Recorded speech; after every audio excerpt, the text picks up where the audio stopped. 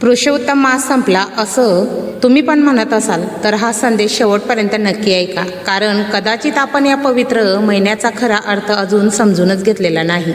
किंवा पंचांग सांगतं पुरुषोत्तम मास संपला, पण खरी भक्ती कधी संपत असते का हो?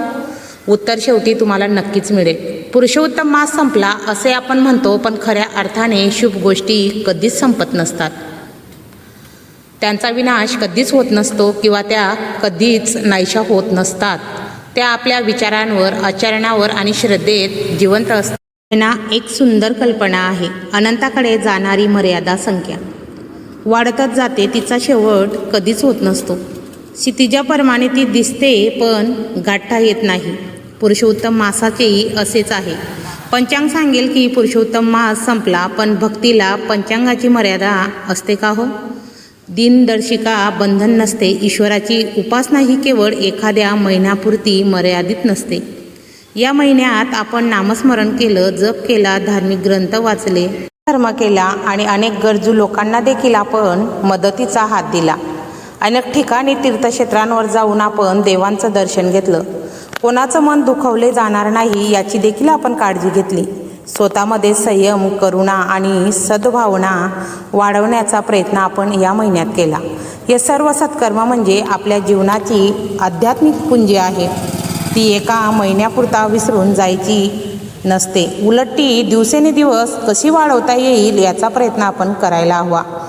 पुढचा पुरुषोत्तम मास कधी येईल हे पंचांग आपल्याला सांगेल, पण तोपर्यंत आपण किती प्रेम वाटले हे, किती चांगुलपणा आपण जपला, किती लोकांच्या चेहऱ्यावर हसू फुलवले आणि किती वेळा ईश्वराचे नामस्मरण केले याचा खरा हिशोब परमेश्वराच्या दरबारातच होत असतो.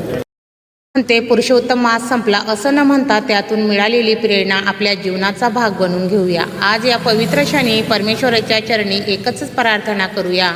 आपल्या सर्वांना अक्षय सुख लाभो, अक्षय समाधान लाभो. आपल्या मनातील श्रद्धेचा दिवा अखंड तेवत राहो. आपल्या ओठांवर सदैव भगवंताचे नामस्मरण राहो आणि आपल्या हातून सतत सत्कर्म घडत राहो. चला तर मग पुढच्या पुरुषोत्तम मास येईपर्यंत असंच पुण्यसंचय निर्माण करूया की आपल्या प्रत्येक चांगल्या कृतीकडे पाहून श्री वासुदेव प्रेमाने आणि प्रसन्नतेने फक्त एकच शब्द उच्चारतील, तथास्तु. देवळात जाऊन देव भेटतच असेल असं नाही, पण एखाद्या चेहऱ्यावर हसू आलं तर देव नक्कीच भेटतो. म्हणून भक्ती जपा, माणुसकी जपा आणि सत्कर्म करत राहा. माझी ही कल्पना, हे विचार कसे वाटले ते कमेंटमध्ये नक्की सांगा आणि तुमच्या मित्रमैत्रिणींना देखील शेअर करा. श्री स्वामी समर्थ. मित्रांनो, भगवते वासुदेवाय नमः.